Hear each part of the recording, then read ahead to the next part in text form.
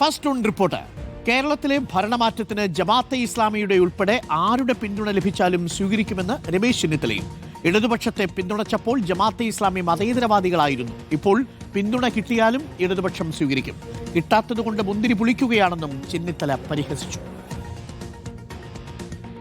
ആരെങ്കിലും പിന്തുണയ്ക്കുന്നെങ്കിൽ വേണ്ടെന്ന് പറയാനുള്ള കാര്യമൊന്നുമില്ല. എല്ലാവരുടെയും വോട്ട് എല്ലാവർക്കും വേണം. ഇത്രയും കാലം CPM ആയിരുന്നു ജമാഅത്തെ ഇസ്ലാമിയുടെ വോട്ട് വാങ്ങിച്ചുകൊണ്ടിരുന്നത്. അപ്പോൾ അവർ വലിയ മഹാന്മാരും പുരോഗമനവാദികളുമായിരുന്നു. ഇപ്പം ഞങ്ങൾ പാവങ്ങൾ ഞങ്ങൾക്ക് വോട്ട് ചെയ്യുമ്പോഴാണ് ഏറ്റവും വലിയ കുഴപ്പം. ഇപ്പം കിട്ടിയാൽ അവരുടെ വോട്ടും CPM വാങ്ങിക്കും. അവർ കിട്ടാത്തതുകൊണ്ടാണ് മുന്തിരിക്കാൻ പൊളിക്കുമെന്ന് പറഞ്ഞത്. അത്രയേ ഉള്ളൂ വലിയ UDF.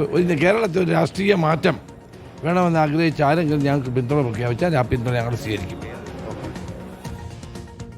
അരുൺ പൂപ്പറമ്പയുണ്ട്. അരുൺ പൂപ്പറമ്പ, സമസ്തയുടെ പ്രമേയം വന്നതിനു ശേഷമാണോ രമേശ് ചെന്നിത്തല പ്രതികരിച്ചത്?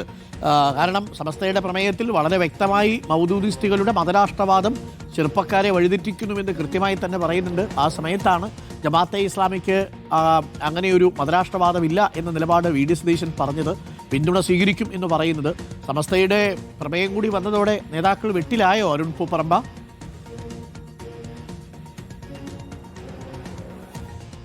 തീർച്ചയായും ഇനി UDF നേതാക്കൾ ഇതിൽ എന്ത് പ്രതികരണം നടത്തും എന്നുള്ളത് വളരെ പ്രധാനപ്പെട്ടതാണ്. പ്രതിപക്ഷ നേതാവാണ് ഇന്നലെ ജാഥയുടെ തുടക്ക ദിവസം തന്നെ ജമാഅത്തെ ഇസ്ലാമി പിന്തുണച്ചാൽ ആ പിന്തുണ സ്വീകരിക്കും. തദ്ദേശ തെരഞ്ഞെടുപ്പിൽ അത്തരമൊരു പിന്തുണ ഉണ്ടായിരുന്നു. നിയമസഭാ തെരഞ്ഞെടുപ്പിലും പിന്തുണച്ചാൽ ആ പിന്തുണ സ്വീകരിക്കും എന്ന പ്രതികരണം നടത്തിയത്. അതിന് പിന്നാലെ മറ്റ് UDF നേതാക്കളും സമാനമായിട്ടുള്ള, അല്ലെങ്കിൽ മറ്റു കോൺഗ്രസ് നേതാക്കൾ ഉൾപ്പെടെ സമാനമായിട്ടുള്ള പ്രതികരണം നടത്തുന്നു എന്നതാണ് ഏറ്റവും പ്രധാനപ്പെട്ട കാര്യം. അതായത് ഈ നിലപാടിൽ ഉറച്ച് UDF മുന്നോട്ട് പോകും എന്നതാണ് ഇതിൽ നിന്ന് മനസ്സിലാക്കേണ്ടത്. അതിലവർ മുന്നോട്ട് പറയുന്ന കാര്യം, മുൻകാലത്ത് ജമാഅത്തെ ഇസ്ലാമിയുടെ പിന്തുണ തേടിയത് CPM-ഉം ഇടതുപക്ഷവുമാണ്. അവർ ആ ഘട്ടത്തിൽ പിന്തുണക്കുമ്പോൾ അവർ മതേതരവാദികളും അവർ പുരോഗമനവാദികളുമാണ്. ഇപ്പോൾ UDF-നെ പിന്തുണക്കുമ്പോൾ അവർ വർഗീയവാദികളാകുന്നത് എന്തുകൊണ്ടാണ്? ഇപ്പോൾ ജമാഅത്തെ ഇസ്ലാമിയുടെ പിന്തുണ കിട്ടാത്തത് കൊണ്ടാണ് CPM ഇത്തരം വിമർശനങ്ങൾ നടത്തുന്നത് എന്ന പരിഹാസം കൂടി രമേശ് ചെന്നിത്തലയുടെ ഒക്കെ ഭാഗത്തുനിന്ന് ഉണ്ടാകുന്നുണ്ട്. പക്ഷേ അരുൺകുമാർ ചൂണ്ടിക്കാണിച്ചതാണ് ഇതിൽ ഏറ്റവും പ്രധാനപ്പെട്ട കാര്യം.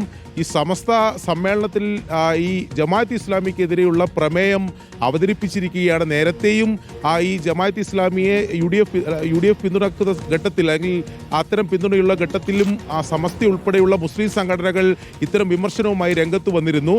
സ്വാഭാവികമായും ഈ സമസ്ത ഉൾപ്പെടെയുള്ള മുസ്ലിം സംഘടനകളുടെ ഈ എതിർപ്പ് മറികടന്ന് UDF ഈ നിലപാടിൽ തന്നെ ഉറച്ചു നിൽക്കുമോ എന്നതാണ് ഇനി അറിയേണ്ടത്. അതുകൊണ്ട് തന്നെ ഈ പ്രമേയം അവതരിപ്പിച്ചതിന് ശേഷമുള്ള UDF നേതാക്കളുടെ പ്രതികരണം വളരെ പ്രധാനപ്പെട്ടതാണ്. അല്പസമയത്തിനകം പ്രതിപക്ഷ നേതാവ് ഉൾപ്പെടെ ആ കാര്യത്തിൽ പ്രതികരിക്കും എന്നതാണ് നമ്മൾ മനസ്സിലാക്കുന്നത്. Thank you. നമുക്കിപ്പം അരുൺ പൂപ്പറമ്പയാണ് ചേർന്നത്. Thank you Arun Pooparamba. അതുതന്നെയാണ് അതിനകത്തൊരു രാഷ്ട്രീയ സമസ്യ. VS രഞ്ജിത്തിന്റെ വാക്കുകൾ കടപ്പെടുത്തു പറഞ്ഞാൽ ഒരു രാഷ്ട്രീയ സമസ്യയായിട്ട് തുടരും. സമസ്ത ജമാഅത്തെ ആശയങ്ങളെ പൂർണ്ണമായും തള്ളിപ്പറഞ്ഞുകൊണ്ട് പ്രമേയം കൊണ്ടുവരുന്നു. ആ സമസ്തയെ ഉൾക്കൊള്ളുന്ന മുസ്ലിം ലീഗിനും ആ സമസ്ത പിന്തുണയ്ക്കുന്ന UDF-നും തിരിച്ചൊരു തീരുമാനമെടുക്കാൻ പറ്റുമോ എന്നുള്ളതാണ് പ്രധാനപ്പെട്ട ചോദ്യം. ഇതിനിടയിൽ മറ്റൊരു വാർത്ത കൂടി വരുന്നു.